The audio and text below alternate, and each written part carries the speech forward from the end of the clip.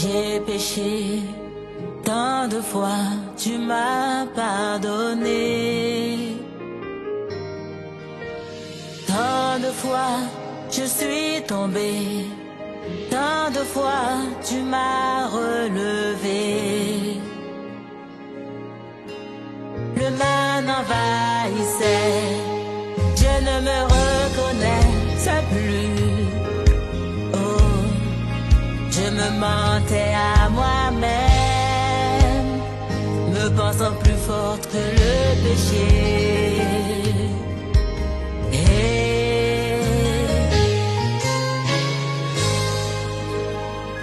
Pardon, pardon.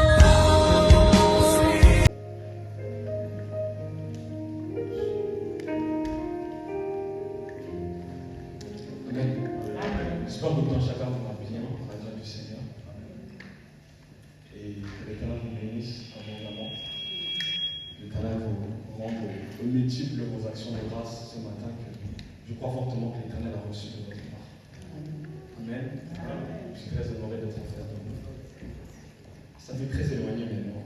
Ça fait très éloigné, ça fait très bizarre.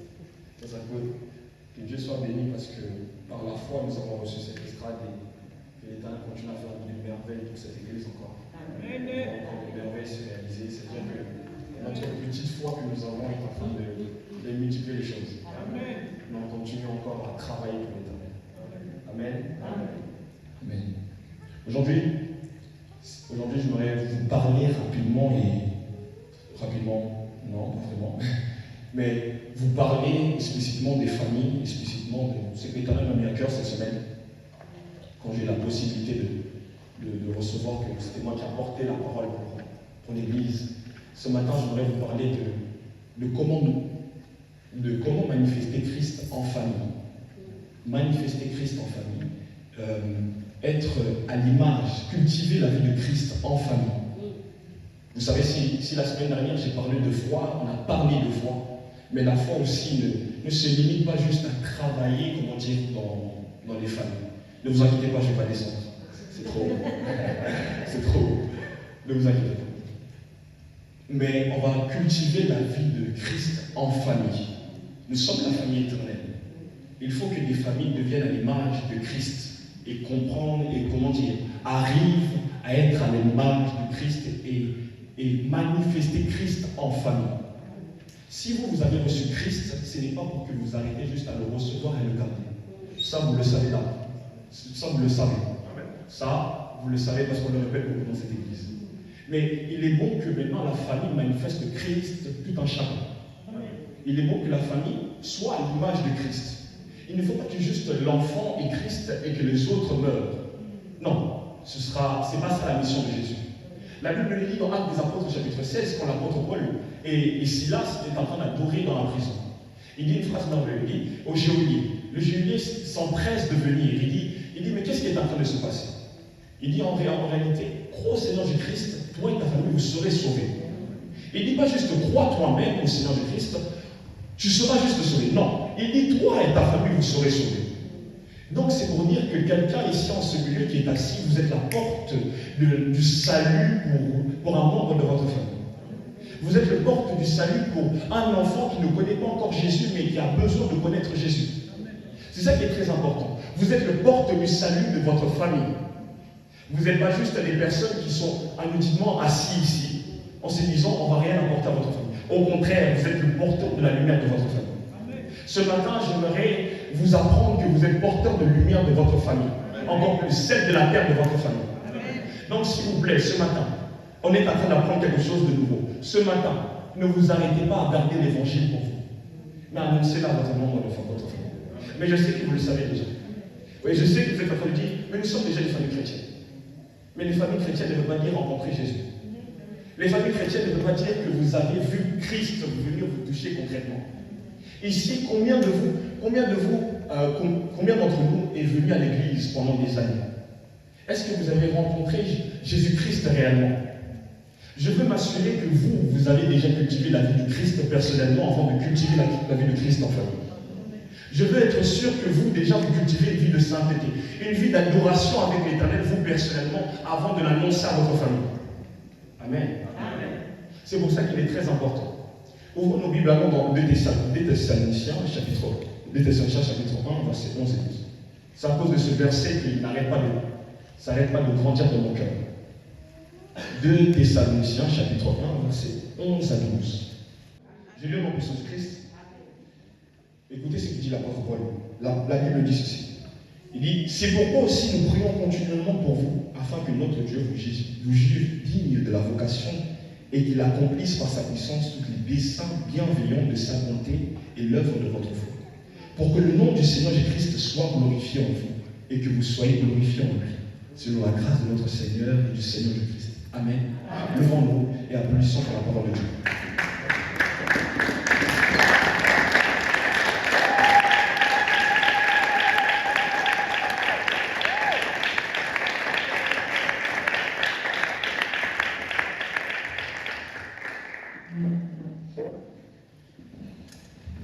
Amen. Voici qu'est-ce qu'il est en train de dire l'apôtre Paul. L'apôtre Paul parle à l'église de Thessalonique. Il est en train de faire une prière, la deuxième lettre pour l'église de Thessalonique. Il dit, c'est pourquoi aussi nous prions continuellement pour vous, afin que notre Dieu vous juge digne de la vocation qu'il accomplisse par sa puissance, tous les desseins bienveillants de sa bonté et l'œuvre de votre foi. Pour que le nom du Seigneur Jésus-Christ soit glorifié en vous, afin que vous soyez glorifiés en lui, selon la grâce de Dieu et du Seigneur Jésus-Christ. C'est très intéressant qu'il est en train de dire. Il est en train de dire qu'il y a un but quand vous venez au Seigneur Jésus-Christ. Il y a un but quand vous venez vers Dieu. Dieu n'est pas juste venu pour aller à la croix, mourir pour nos péchés et s'arrêter là. Il y a un but que Christ vous a appelé à vivre. Et il y a un dessein que Christ vous a appelé à vivre. Et il ne vous appelle pas juste à le vivre personnellement, mais aussi en famille. Vous savez, si la Bible est en train d'indiquer une chose, il dit que la première chose qui s'est passée avant que les enfants d'Israël sortent d'Égypte, ils ont fait le culte ensemble en famille. Ils n'ont pas fait juste tout seuls. Sinon, il aurait dit, faites un culte personnel vous-même. Non. Il dit, scindez vos ceintures, vous allez manger l'agneau en famille. Il ne dit pas juste tout seul, mais en famille. Voici l'importance que je dois enseigner ce matin. Il est important que vous compreniez que le but que vous avez reçu de la part de Dieu, elle est aussi, comment dire, collectif pour votre famille. Frère, Christ vous a appelé pour un but, mais le but que vous avez reçu, elle est aussi collectif. J'aimerais dire à quelqu'un, enlève l'esprit d'individualité, d'égoïsme, parce qu'il est temps de devenir collectif. Il est temps de devenir un esprit qui apporte la collectivité, qui partage l'esprit de l'Éternel en famille. Parce que Dieu ne veut pas que vous arrêtez là. Le but que Christ vous a appelé là, il ne vous a pas appelé juste à le vivre personnellement, mais à le vivre en famille. Je le répète, en vivre en famille. Vous avez besoin, parce que c'est ça que Christ nous a appelé. Il ne nous a pas appelé à s'arrêter là. Non. Le but est très important à vivre. Le but est très important. Dieu doit se glorifier dans tout, en famille.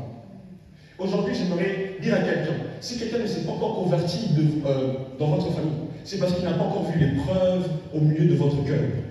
Frère, j'aimerais dire à quelqu'un, aujourd'hui tu dois avoir l'épreuve que Christ est bien réellement existant dans votre vie. C'est pour ça qu'il se présente devant Philippe. Il dit, tu ne crois pas que c'est moi? Il dit, regarde-le tout. Regarde, c'est parce que c'est des preuves. Il faut que vous portez des preuves pour que la famille voie que l'Éternel est avec vous. Amen. Il faut que vous portez des preuves. Mais quand je dis cultiver la vie de Christ, c'est quoi? C'est d'aller suivre le but de Christ qui vous a appelé. Christ vous a appelé pour un but, comme je l'ai dit. Christ vous a appelé pour vivre le but qu'il vous a donné dans son vie. Mais c'est très important de vivre ce but-là. Très important. Il faut que nous croyions déjà au Seigneur Jésus-Christ, comme je dis, personnellement. Et suivre Christ. Mais je voudrais d'abord, vous enseigner. Comment on arrive au but de Christ? Comment on arrive au but de Christ? Voici ce qui est très intéressant. C'est là mon premier point. On arrive au but de Christ à cause du Saint-Esprit. À cause du Saint-Esprit. Ici, aujourd'hui, on remarque beaucoup l'effusion du Saint-Esprit dans l'Église. Mais est-ce que le Saint-Esprit ne peut pas être diffusé aussi dans la maison? Le Saint-Esprit n'est pas quelque chose qu'on retient, mais elle se diffuse dans la maison. Est-ce que nous connaissons l'histoire de Corneille? Corneille est un Romain, et la Bible nous dit que l'apôtre Pierre est en train de prier.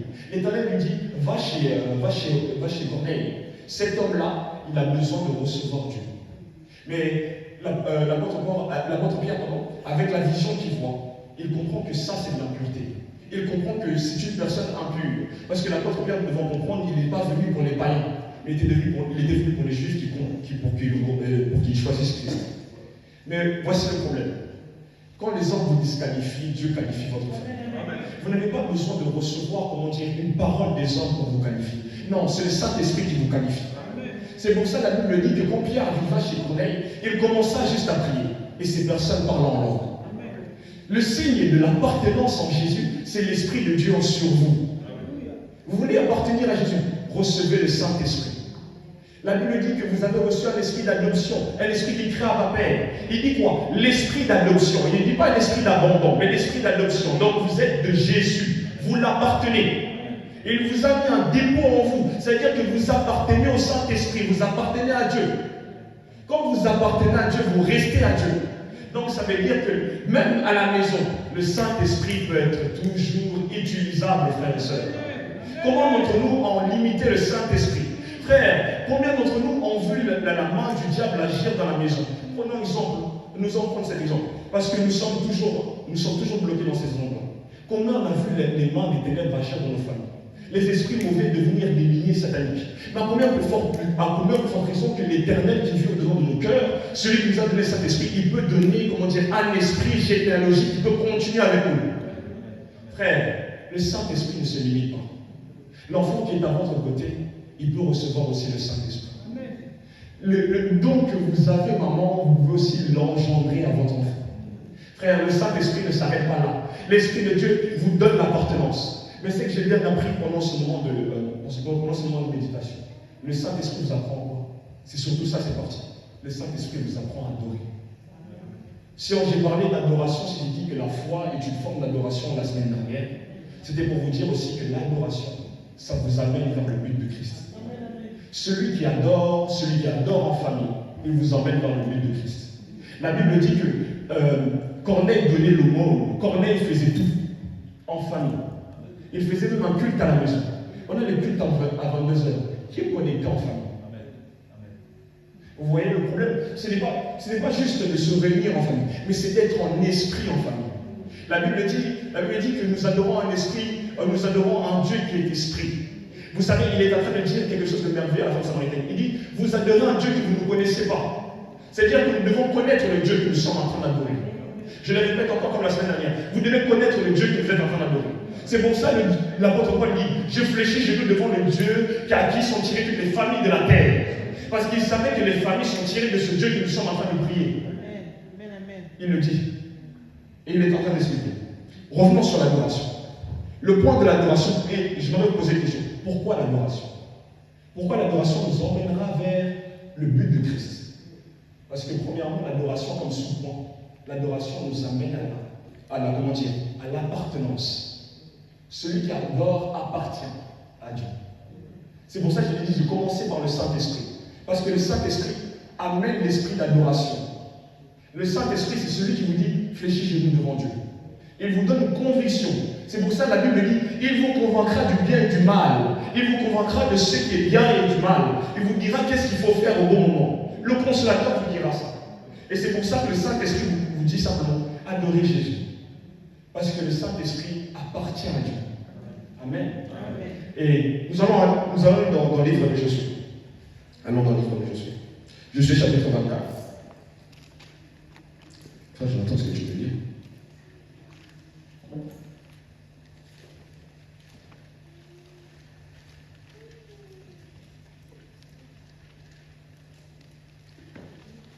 Josué chapitre 24.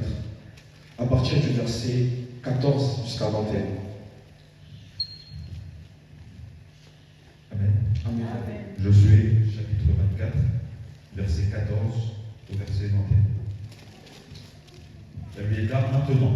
Craignez l'Éternel et servez-le avec intégrité et fidélité.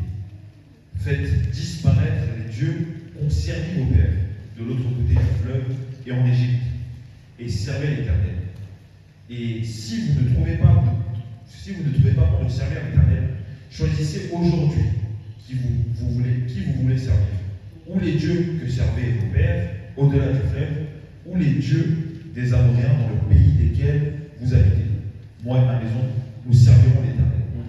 Le peuple répondit et dit, loin de nous la pensée d'abandonner l'Éternel et de servir notre Dieu. Car l'Éternel est notre Dieu. C'est lui qui nous a fait sortir du pays d'Égypte, de la maison de servitude, nous et nos pères. C'est lui qui a opéré sous nos yeux ces grands prodiges et qui nous a gardés pendant toute la route que nous avons suivie et parmi tous les peuples au milieu desquels nous avons passé. Il a chassé devant nous tous les peuples et les Amoréens qui habitaient ce pays. Nous aussi, nous servirons l'Éternel, car il est notre Dieu. Je suis dit au peuple, vous n'aurez pas la force de servir l'Éternel, car c'est un Dieu saint, c'est un Dieu jaloux. Il ne pardonnera point vos transgressions et vos péchés. Lorsque vous abandonnerez l'Éternel que vous servirez, des dieux étrangers, il reviendra vous faire du mal. Et il vous consumera après vous avoir fait du bien. Le peuple dit à Josué, non, car nous servirons l'Éternel. Amen. Josué dit au peuple, vous êtes témoins contre vous-même. C'est vous qui avez choisi l'Éternel pour le servir. Amen. Merci. Amen. On aime bien arrêter cette histoire en disant, moi et ma maison nous servirons l'Éternel. Mais quand nous regardons concrètement cette histoire, je suis sur son livre de mort, il est en train de dire, revenez à l'Éternel. Revenez à l'Éternel. Quand je vous dis que l'appartenance, il est en train de remarquer que le peuple d'Israël allait en idolâtrie. Donc ils appartenaient à notre Dieu. Vous savez, nous devons comprendre une chose. Quand nous se mettons à genoux devant notre Dieu, nous sommes en train d'appartenir à ce Dieu-là. C'est ça en fait. C'est pour ça que la Bible dit, là où il y a ton cœur, c'est là où il y a ton trésor. C'est pour dire en quelque sorte, là où tu t'agenouilles devant l'argent, c'est là où ton Dieu, c'est l'argent. Mais en réalité, nous voulons vraiment adorer le Dieu qui nous donne l'argent, celui qui est au-dessus de toutes choses. C'est ce qui est très important. Nous voulons appartenir au Dieu que nous sommes en train de prier, Jésus-Christ. L'appartenance. Parce que si nous adorons à notre Dieu, nous sommes en train d'appartenir à lui. Nous sommes entre ses mains. Mais le deuxième support que j'aimerais vous donner ce matin, la ressemblance envers Dieu. Celui qui adore ressemble à Dieu. Les familles doivent ressembler à l'Éternel. Vous savez, dans Éphésiens, quand l'apôtre Paul parle d'Éphésiens, il établit les rangs, Éphésiens chapitre 5, il dit que Marie aime ta femme comme Christ a aimé son Église. Il est en train de démontrer déjà que la famille est déjà composée de la divinité de Christ. Amen. La famille est déjà composée de la divinité de Christ. Il faut comprendre que le but de Christ ne s'arrêtait pas juste à 2 personnes, mais il devait aussi continuer à avancer. Il devait continuer à exceller. C'est pour ça qu'il dit que nous devons ressembler à Christ. L'adorateur ou les adorateurs ressemblent au Dieu qu'ils adorent. Ils ne s'arrêtent pas juste à adorer la personne. Non, ils ressemblent aux personnes qu'ils adorent, à la personne qu'ils adorent. C'est pour ça qu'on peut dire, c'est pour ça que vous pouvez dire même vous êtes comme le père de Gideon. Vous pouvez dire, si bas le Dieu se défendra lui-même. Parce qu'il connaissait celui qu'il était en train d'adorer. Frères et sœurs, si vous connaissez Jésus, vous continuerez à l'adorer continuellement. Si vous connaissez Jésus, même quand le problème se lève, votre forme de foi s'élèvera la forme de votre foi s'élèvera sous forme de l'adoration. Parce que l'adorateur n'a pas besoin de chasser les démons pour dire que son Dieu est grand. Il sait déjà que son Dieu est grand. Parce que l'adorateur connaît la puissance du nom de Jésus-Christ. Amen. La ressemblance de celui qui l'adore, il change à l'intérieur de soi. Mais ça, j'en reviendrai un peu plus tard. Troisième support que je voudrais vous donner, pourquoi l'adoration? C'est parce que Dieu, pourquoi l'adoration? Parce que l'Éternel veut se glorifier en toutes choses. L'Éternel veut se glorifier en toutes choses. Celui qui adore, il laisse l'Éternel se glorifier en lui. Il faut laisser l'Éternel se glorifier en toi. Nous l'avons lu dans des Thessaloniciens. Il dit que Dieu va se glorifier, le nom de Jésus-Christ se glorifiera. Et lui, il sera glorifié en vous. Frères et sœurs, nous sommes appelés à vivre la vie de Christ, mais pour laisser Dieu se glorifier à travers nous. J'aime ce que dit l'apôtre Pierre. Il dit que quand les hommes verront qu'ils sont en train de parler du mal, le mal de vous, mais ils verront que vous n'êtes pas dedans, alors il glorifiera l'Éternel pour votre cause. Frères et sœurs, continuez à adorer l'Éternel, parce que vous deviendrez un sujet de louange pour les hommes. Un sujet parce que l'Éternel parlera de vous. Il témoignera de la grandeur de Dieu. Et même à cause de votre famille, il dira que l'Éternel fera de grandes choses pour vous. Amen. Amen. Continuons. Et je voudrais bien aussi indiquer quels sont les effets de l'adoration. Les effets de l'adoration en famille. les effets de l'adoration. Et ça, c'est très primordial. Comment reconnaître une famille qui a réellement l'adoration dans leur vie, qui cultive l'adoration pour ressembler à Jésus? Premièrement, c'est la paix. C'est la paix. Ce n'est pas vraiment, comment dire, entre parenthèses, ce n'est pas vraiment les effets de l'adoration, mais c'est les effets aussi du Saint-Esprit à travers nos vies. C'est la paix. Une famille qui cultive la vie de Christ, il a la paix. Là où il y a des combats qui se multiplient, la paix va se manifester dans votre vie. Je ne sais pas si vous adorez un Dieu de paix. Un Dieu qui dit à la tempête, calme-toi, il dit, garde silence tempête, je suis là. C'est moi ton créateur, garde silence. L'Éternel veut vous rassurer, frères et sœurs, que c'est lui le créateur de toutes choses. Il peut dire, calme-moi la situation qui est en train de compliquer votre famille. Maman, je ne sais pas qu'est-ce qui est en train de régner. Parents, je ne sais pas. Mais l'Éternel dit, gardez paix et tranquillité. Vous savez que garder la paix et la tranquillité, c'est une forme de confiance envers l'Éternel. C'est une forme de foi. C'est dire, j'ai confiance en Dieu. Il peut venir à gauche, à ma droite. Je ne crains aucun mal. Ce matin, j'aimerais insister. Votre adoration doit devenir comme une paix pour vos frères et sœurs. La paix doit se démontrer. Voici les effets de l'adoration. En famille, quand tout va mal, vous êtes en train d'adorer. La paix s'installe. La paix s'installe. Il dit dans sa parole, je vous donnerai la paix que personne n'a. La paix que personne ne peut vous donner. La paix que le peuple ne peut pas vous donner. Mais lui seul peut vous donner. Sa paix. Ce matin, il y a une paix et c'est l'Éternel qui peut le donner. Il y a une paix, c'est l'Éternel qui peut le donner au peuple qui a besoin de ça. Nous avons besoin de nos familles que l'Éternel, que les effets de l'Éternel se démontrent. Mais la paix doit se réaliser. Je me rappelle un jour, on m'a témoigné ça. Un jour, j'avais perdu mon téléphone et je viens à l'école. J'avais laissé mon téléphone dans la blouse et je viens à l'école. C'est un téléphone, mais c'est quand même, ça démontre quand même la démonstration de l'esprit. Et on vient à l'école, on me dit, mais pourquoi tu es si calme? La paix. Nous avons reçu l'Esprit de Dieu en nous. Pourquoi s'agiter? Si l'Esprit est en vous, ne vous agitez pas, s'il vous plaît. Je vous l'ai dit la semaine dernière, si l'adversité vient, lève les mains vers le ciel. L'Éternel sera ton secours. Si l'adversité vient, garde le calme, s'il te plaît. Si l'ennemi se lève, la paix doit être là. L'adorateur n'est pas quelqu'un qui s'agit trop. Il a confiance en son Dieu. Amen. Deuxième effet de l'adoration. Une famille qui adore, c'est des caractères qui sont transformés. Une famille qui adore, c'est des caractères qui sont transformés. Amen. Comme je l'ai dit tout à l'heure, on ne peut pas adorer et rester le même. On ne peut pas adorer et rester le même. Vous êtes des adorateurs, vous connaissez le nom de Jésus. Alors votre caractère doit changer. Je ne sais pas comment il y a des caractères de colérique dans la famille, caractère de jalousie dans la famille. Mais ce matin, je prie dans le nom de Jésus que le caractère de douceur vienne en vous dans le nom de Jésus-Christ. Je prie dans le nom de Jésus-Christ que le caractère de Christ s'installe en vous. Là où vous avez oublié le caractère de Dieu, mais le caractère de l'Éternel doit s'installer en vous. Frères et sœurs, c'est important. Comment on peut voir la différence si vous n'êtes pas différent? Si vous avez le même caractère, pas changer de l'intérieur, mais rester le même, alors nous adorons un fond Dieu. Frères et sœurs, même Dagon est tombé devant le caisson de l'Éternel. Ce n'était pas un homme, mais c'était juste un caisson. Dagon est tombé. C'est pour démontrer sa grandeur et sa puissance. Ce matin, j'insiste, quelqu'un doit changer de caractère ce matin. Sœur, change de caractère, parce que la transformation réelle, ça commence à l'intérieur. Comment tu peux garder la jalousie, la haine et la rancœur devant quelqu'un? Non. Les familles, ne gardons pas ces choses-là, ne cultivons pas ces choses-là. L'adorateur, quand il cultive l'adoration, il cultive aussi le caractère de Christ en lui. Parce qu'il ressemble de plus en plus au Créateur. Comment on peut garder de la haine et de la rancœur pour quelqu'un? Ce matin, s'il vous plaît, écoutons la voix de l'Éternel. Ne discutons pas nos cœurs, mais changeons nos cœurs dans le nom de Jésus-Christ.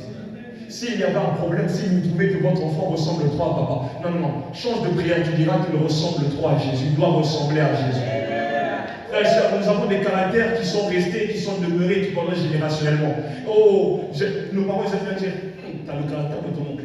Non, ça suffit, ça s'arrête. Il est temps de devenir le caractère de Christ. Le caractère de Christ, parce que ça transforme. Celui qui vient à Christ, il est transformé de l'intérieur. On ne peut pas se permettre de venir à l'église et de rester de même à l'intérieur. Je suis juste en train de vous donner des bâtons comme pour aller vers le but que Christ est en train de vous emmener enfin. On ne peut pas garder le même caractère. Comment on peut garder le même caractère?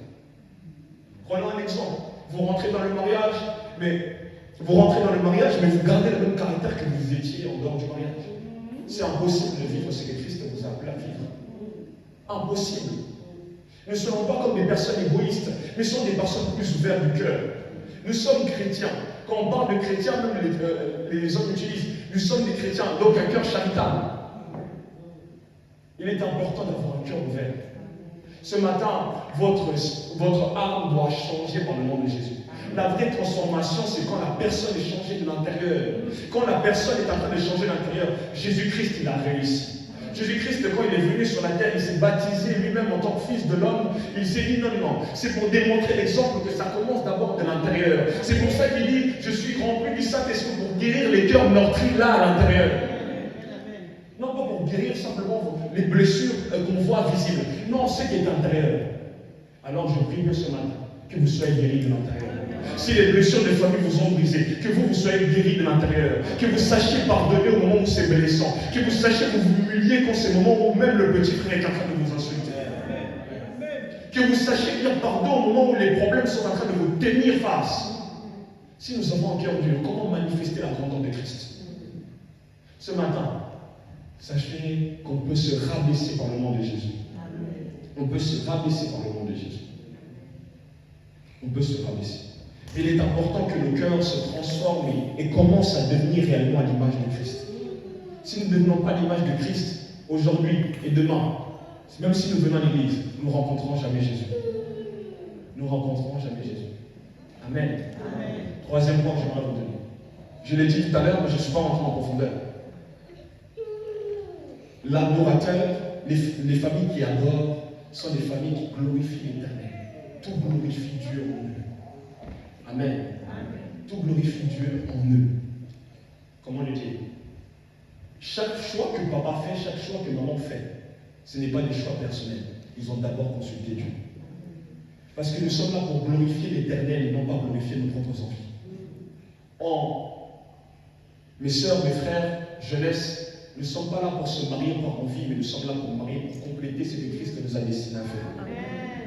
Nous ne sommes pas là juste pour nos désirs personnels. Non, non. Ce serait faux et faussé de croire que nous sommes là pour croire que c'est des désirs personnels de chacun. Mais Christ vous a appelé pour vivre quelque chose avec vous. Le but en réalité, c'est de glorifier le Seigneur à travers nos familles. Si nous arrivons à glorifier le Seigneur à travers nos familles, nous avons réussi. Parce que du peuple sortir nombreux. Frère, avant qu'ils deviennent les tribus, les 12 tribus d'Israël, ils étaient des personnes. Et il y en a beaucoup qui sont sortis. Comment Jésus peut sortir d'une personne? Comment des maris peuvent sortir d'une personne? C'est parce qu'ils ont pris le temps de glorifier le Seigneur. Frères et sœurs, les Lévites ont sorti des Moïse. Les Lévites ont sorti des personnes qui étaient forts dans la grandeur de Dieu. Parce que ça glorifiait l'Éternel. Alors ce matin, j'insiste, ne prends pas la décision à la légère, mais consulte d'abord l'Éternel. Ne suis pas des envies personnelles, parents, parce que tu peux tuer la destinée de tes enfants. Si tu ne prends pas le temps de glorifier d'abord l'Éternel. Celui qui glorifie l'Éternel dans sa vie, on verra les effets. La Bible dit, vous verrez les fruits de ces personnes. Vous verrez les fruits de ces personnes qui ont besoin de la gloire de l'Éternel. Frères et sœurs, on verra vos fruits. On verra si vous êtes trompés ou pas, si ça glorifie Dieu ou pas. Quand je dis glorifier Dieu, c'est de chercher premièrement la volonté de Dieu. Celui qui glorifie l'Éternel cherche premièrement la volonté de Dieu, même en famille. Notre Père nous a fait grandir avec une chose de merveilleux. Il y a des moments où, dans la journée, il y avait des chansons pour les longueurs de la journée. On en avait marre, mais ça continue. On ne comprenait pas parce qu'on était enfant. Mais au fil du temps, aujourd'hui, je comprends qu'il est en train de cultiver quelque chose en nous. Pour glorifier la vie de Christ dans nos vies. Frères et sœurs, Dieu doit se glorifier à travers nos vies. Je ne sais pas qu'est-ce qui est en train de se passer. Frère, tu tiens peut-être quelque chose de merveilleux. L'Éternel t'a apporté la facilité de prier. Glorifie le Seigneur pour ta famille. Christ ne vous appelle pas à rester individuel, mais le collectif qui bénéficie dans votre maison doit en bénéficier par le nom de Jésus-Christ. Doit en bénéficier par le nom de Jésus-Christ. Ce matin, j'insiste encore, vous devez faire bénéficier les autres. Vous devez faire bénéficier les autres. Parce qu'il est dit dans sa parole, il dit que cette parole que vous l'avez reçue, ne gardez pas pour vous. Ne partagez Et ce matin, j'insiste encore. Partagez la parole de Dieu. Mais je me rends compte d'une chose.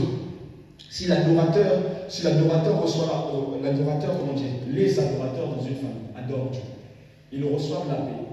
Ils reçoivent, la paix. Ils glorifient l'Éternel. Ils glorifient le sang de Jésus. C'est pour démontrer sa grandeur et sa fidélité. Dieu continuera à faire avec vous quoi qu'il arrive. Mais il faut continuer à travailler pour que la gloire de Dieu manifeste sa présence. Christ vous appelle pour un but. Je le répète pour que nous comprenions fidèlement. Dieu vous appelle pour un but. Si le but c'est d'arrêter, c'est à cause de vous, non pas à cause de Dieu. Si le but c'est d'arrêter, c'est à cause de vous et non pas à cause de Dieu. Amen. Je ne vais pas continuer. On va se mettre debout.